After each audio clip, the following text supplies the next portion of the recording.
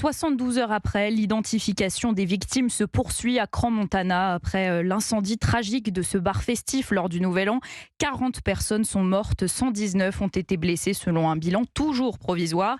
Et ces identifications, on en parlait, elles sont réalisées par une trentaine de personnes dédiées qui ne s'attellent qu'à cette difficile tâche. 36 des 40 personnes mortes ont été identifiées. Il en reste donc 4 dont on ne connaît pas encore l'identité. Laetitia, une mère originaire de Lausanne en Suisse, est toujours sans nouvelles de son fils Arthur, 16 ans. Jean-Luc Boujon a rencontré cette maman sans nouvelles de son fils. Oui, le dernier message qu'elle a reçu de son fils est un texto lui souhaitant une bonne année jeudi à 0h03.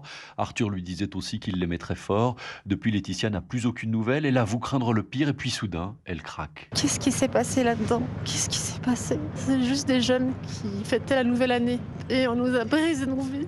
On a brisé nos parents, on nous a tous brisés.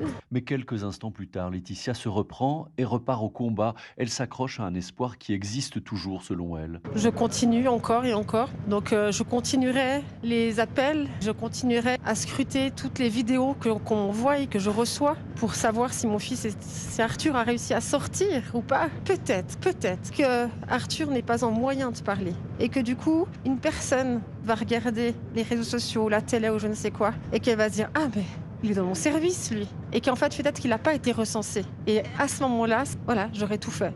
J'aurais tout fait pour retrouver mon fils. Une maman qui veut toujours y croire alors qu'il s'est écoulé plus de 48 heures depuis le drame. Jean-Luc Boujon, envoyé spécial d'Europe 1 en Suisse.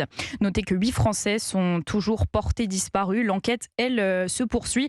Les autorités avancent notamment l'utilisation de bougies incandescentes au sous-sol de l'établissement qui se serait enflammé. L'un des propriétaires du bar a été entendu. Tout s'est fait dans les normes, dit-il.